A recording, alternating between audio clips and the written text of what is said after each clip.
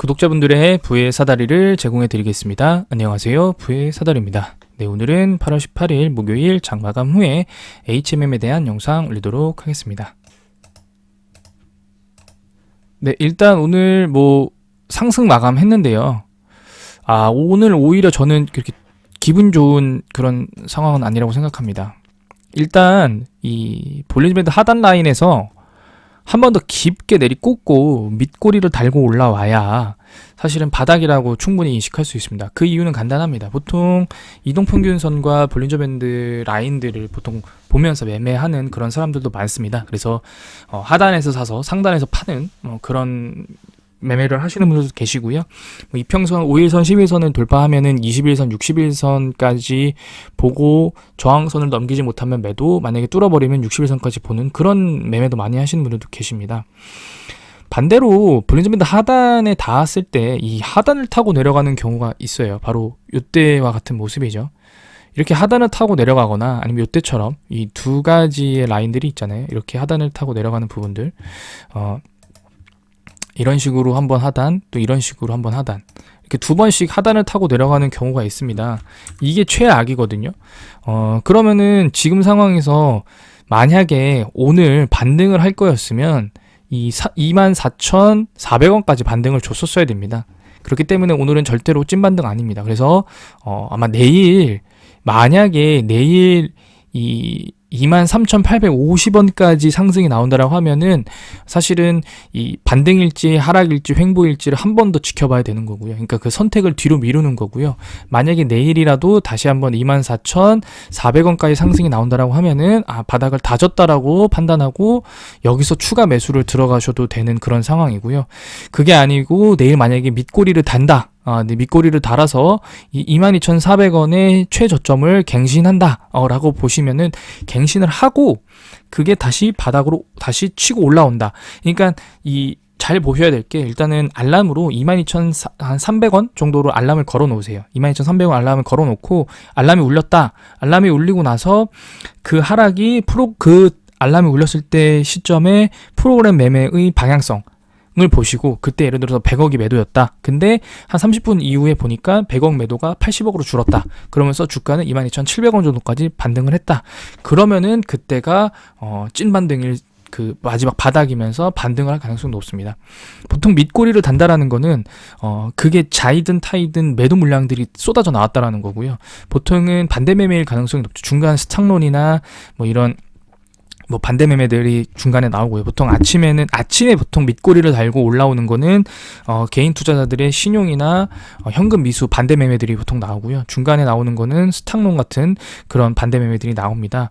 그렇기 때문에 신용융자나 현금 미수는 아침 9시에, 그래서 갑자기 아침 9시에 아무런 이슈가 없는데 마이너스 5% 10%씩 찍히는 것들은 현금을 납입하지 못해서, 아니면 신용 비율을 담보 비율을 맞추지 못해서 나오는 반대 매매이기 때문에, 그날 만약에 HMM 같은 경우에는 그럴 가능성은 극히 드뭅니다. 만약에 신용 반대 매매가 나온다고 하더라도 주가가 급락할 가능성이 적어요. 한 0.5%에서 1% 미만으로 하락했다 다시 반등을 하기 때문에 이런 것들은 거기에 크게 재미를 볼 수가 없고요.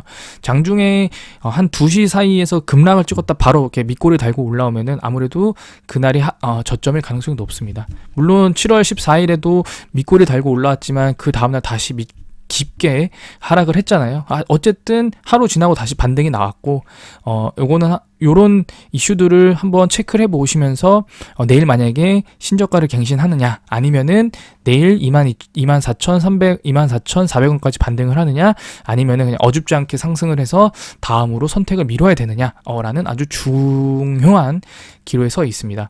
일단은 그 가격과는 관계없이 어쨌든 24,400원 올라온다라고 하면은 주봉 마감으로 보합을 맞췄기 때문에 그래도 좀 다음 주를 연기해 볼 수 있지만, 그 밑으로 나간다고 하면은 하락 추세로 이어집니다. 그러면은 결국에는 이 상승했던 부분을 전부 다 계단식으로 내려갈 거고요. 그러면은 아무래도 2주 내로 신저가를 갱신할 가능성도 높아집니다.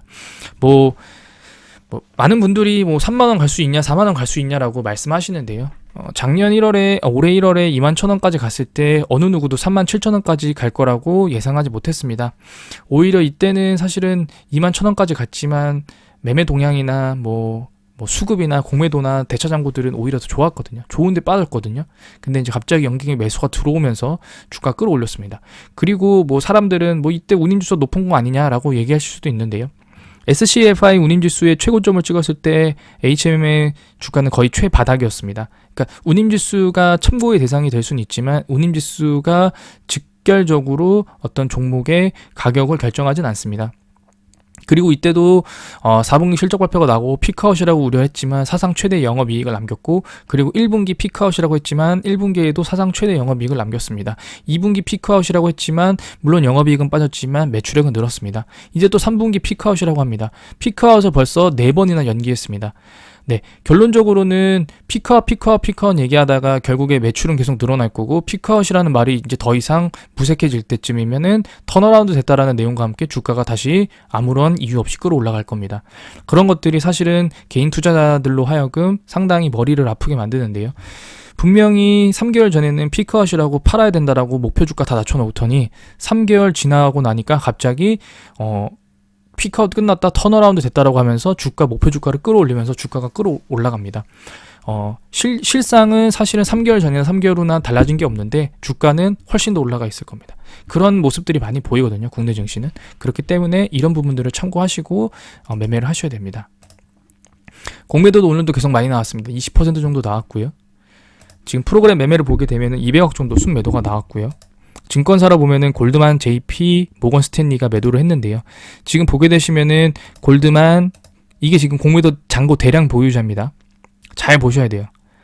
2021년 12월 31일 이후에 모건, 골드만, JP모건이 2022년 3월에 새롭게 들어왔고요. 어쨌든 요 세 개의 증권사가 이 공매도 잔고의 대량 보유자입니다. 자, 개별 종목 잔고는 현재 지금 7.28%, 잔고 수량이 3,500만 주나 갖고 있는데요. 이 3,500만 주 중에서 대량 보유자는 이 골드만, JP모건, 그 다음에 골드만삭스, JP모건, 모건스탠입니다.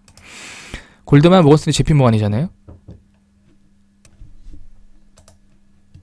결국에는 오늘의 공매도 물량들은 전부 다 이 세 개 증권사들이 한 거고, 공매도를 지금 보게 되시면 30만 주잖아요. 그러면은 이 세 개의 증권사들이 거의 나눠서 지금 매도량만 보면은 한 28만 주 정도 됩니다. 29만 주. 거의 다 이 세 개의 증권사들이 공매도를 쳤다.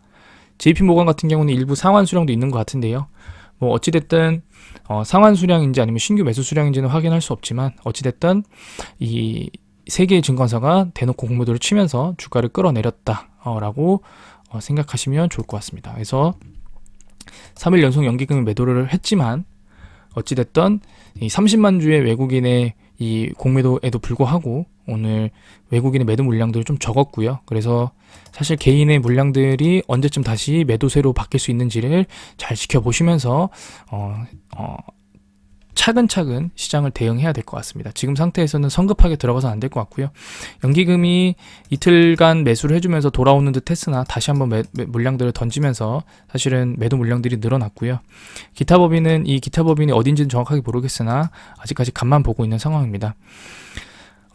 외국인의 공매도 물량들이 줄어드는 시점에 맞춰서 사실은 주식의 지금 가격이 좀 반등이 나올 수 있을 것 같고요. 그 시점은 사실은 누구도 예측을 할 수가 없습니다. 그렇기 때문에 지금 상태에서는 이평선들의 움직임과 프로그램 매매의 방향성, 그리고 외국인들의 매매 동향과 그 다음에 뭐 연기금의 매도 물량, 여러 가지 상황들을 종합적으로 살펴보면서 시장을 대응해야 될 것 같습니다. 오늘의 양봉은 사실은 기분이 좋지 못하고요. 차라리 급락한 후에 밑꼬리를 말아 올리면서 음봉으로 마감했다라고 하면은 오히려 바닥일 수 있는데 아직은 바닥이 아닌 것 같습니다. 네, 좀 안 좋은 말씀 드리면서 오늘 영상은 여기서 마치도록 하겠습니다.